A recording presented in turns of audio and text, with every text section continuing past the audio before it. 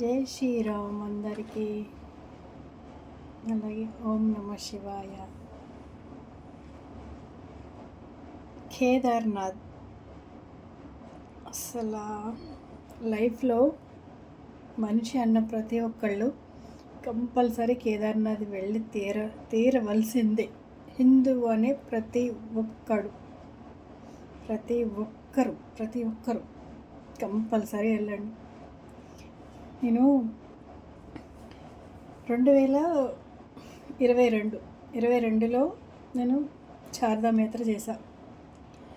అప్పటి వరకు మీరు చెప్తే నమ్మరు,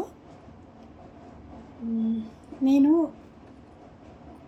2003 నుంచి దేవుడి గడప తొక్కలే. గడప మీన్స్ దేవుడి గుళ్ళోకి వెళ్ళలేదు, అంటే దేవుని మొక్కలే. అసలు ఏ దేవుని మొక్కలే. మా అమ్మ ఉన్నప్పుడు అనేవారు, కనీసం లేకపోతే ఇటు క్రిస్టియన్ అయినా యేసునైనా నమ్ముకో, అటు ఆ దేవుడినైనా నమ్ముకో, ఎవరిని నమ్మకుండా ఎలా ఉంటావు నువ్వు అని. నేను అనేదాన్ని, నేను ఎవరిని నమ్మను, నా స్వశక్తిని మాత్రమే నేను నమ్ముకుంటాను అనేసి మా అమ్మతో వాదించేదాన్ని. ఎన్ని సంవత్సరాలు కూడా అలాగే ఉన్నాను. నేను స్వశక్తిని మాత్రమే నమ్ముకున్నా. ఇంకా పూజలు చేయడం అట్లాంటివి నేను 20 సంవత్సరాలు, మా పాపకి 3 years, బాబుకి 8 months.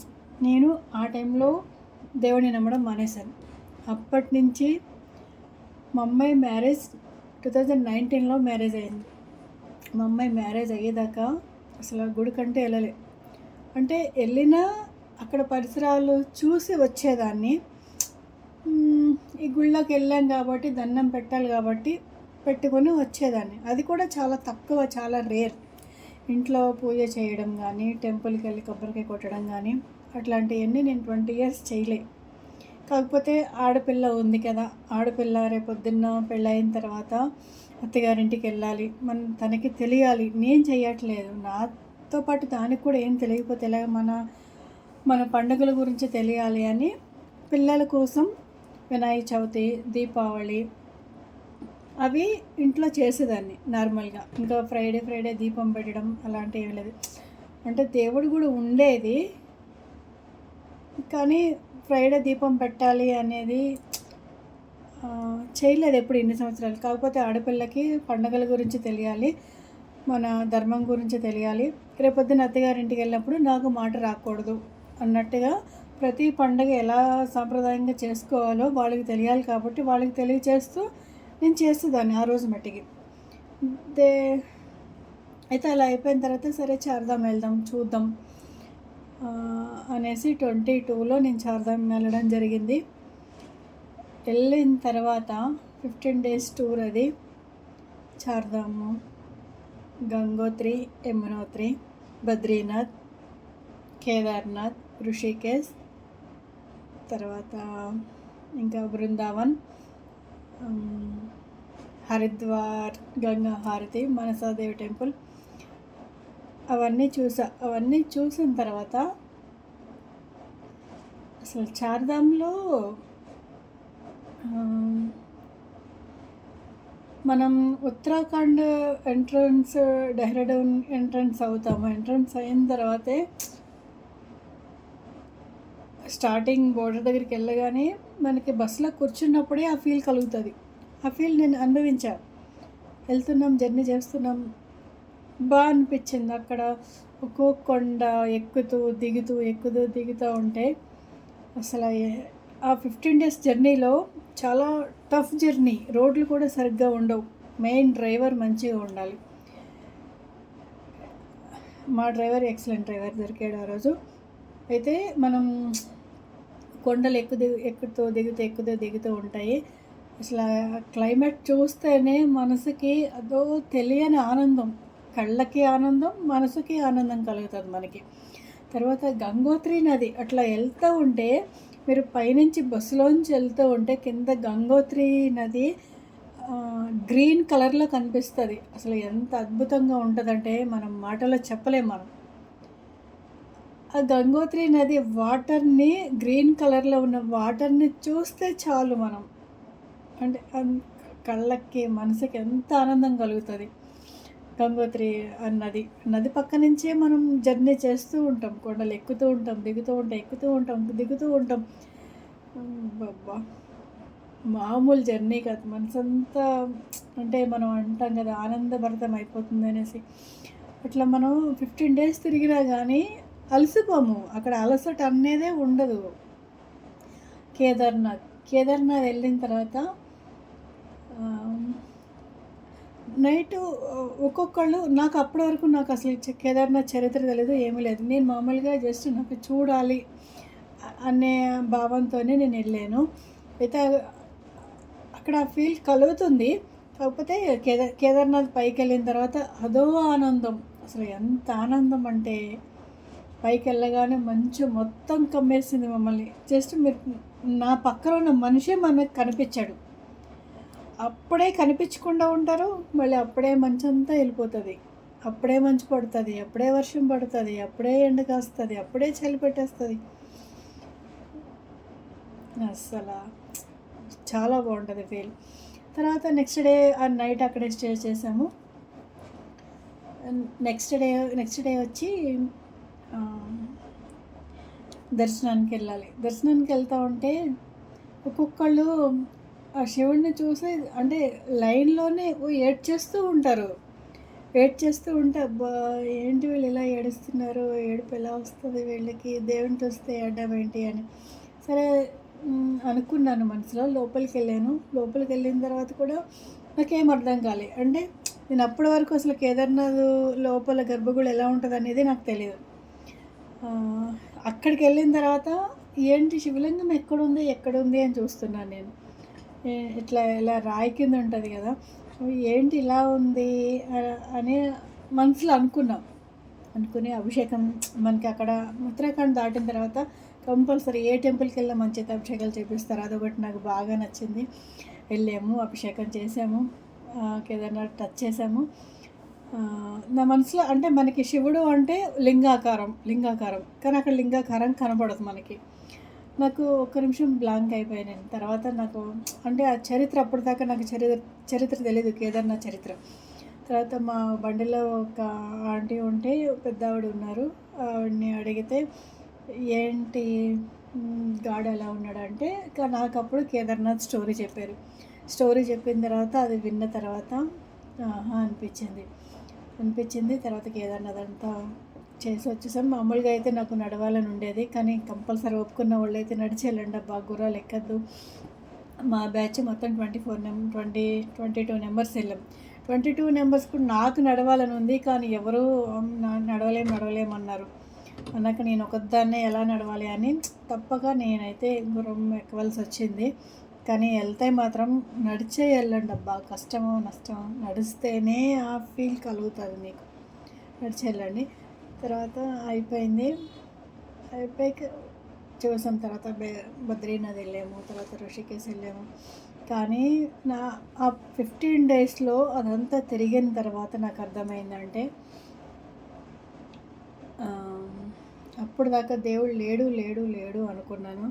చార్ధామ్ వెళ్ళిన తర్వాత అసలు దేవుడు అంటే ఏంటి, దేవుడు అంటే ఇదా, మనం ఎట్లా నమ్మాలి ఏంటి అనేది, అసలు దేవుడు అంటే ఎవరు అనేది నాకు తెలిసింది. అప్పుడు దాకా నేను ఒక సెక్యులర్ అనను, కానీ సెక్యులర్ భావాజాలమా నాకు అదేంటో తెలీదు. కాకపోతే నేను దేవుడి గుళ్ళకైతే వెళ్ళలేదు అన్ని సంవత్సరాలు. చార్ధామ్ ఎప్పుడైతే వెళ్ళానో ఆ రోజు నుంచి నాలో భక్తిభావం అనేది కలిగింది. ఎంత అంటే ఇప్పుడు కట్టర్ హిందూగా మారిపోయాం. మనం కావాల్సింది ఏంటంటే, ఇప్పుడు చాలామంది కన్వర్ట్ అయిపోతున్నారు. అంటే చరిత్ర తెలుసుకోవట్లేదు. చరిత్ర తెలియని వాళ్ళు మాత్రమే కన్వర్ట్ అవుతారు. ఫస్ట్ మన చరిత్ర మనం తెలుసుకోవాలి. మనం ఎక్కడి నుంచి వచ్చాం, మన తాత ముత్తాతలు ఎక్కడి నుంచి వచ్చారు, మనది రాముడు వంశం. రాముడిని చూసి రాముడు దేవుడు కాదు, మనలాగే ఒక అమ్మకి పుట్టిన అబ్బాయి. ఆ అబ్బాయి ఎలా బతికాడు ఏంటి అది చూసి మన హిందువులో ఉన్న గొప్పతనం ఏంటంటే, మనిషి చేసిన ప్రతి ఒక్కళ్ళని దేవుడితో కొలుస్తాము. మిగతా రిలీజన్లో అలా కొలవరు. మీరేంటి మనుషులు దేవుళ్ళేంటి, మీరు చెట్టుని పుట్టని అందరినీ ప్రేమిస్తారని మాట్లాడతారు.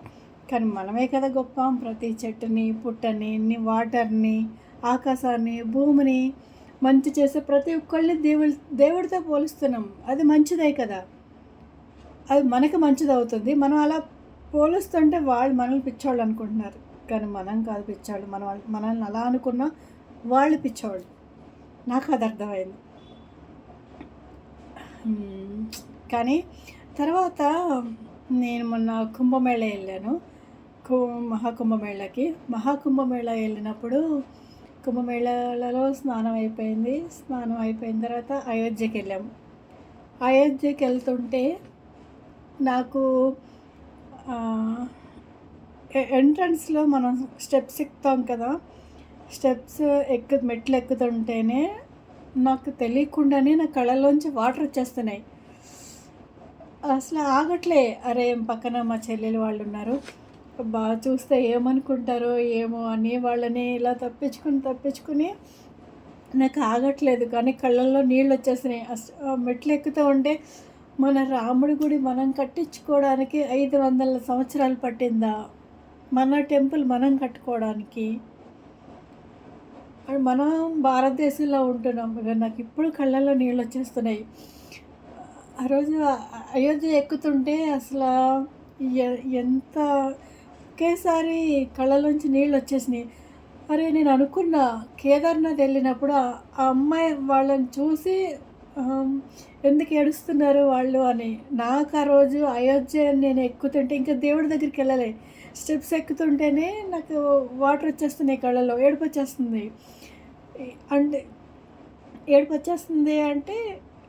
అంటే నేను అక్కడ ఫీల్ అవుతున్నా, మన రాముడి గుడి మనం కట్టుకోవడానికి 500 సంవత్సరాలు పట్టిందా అని.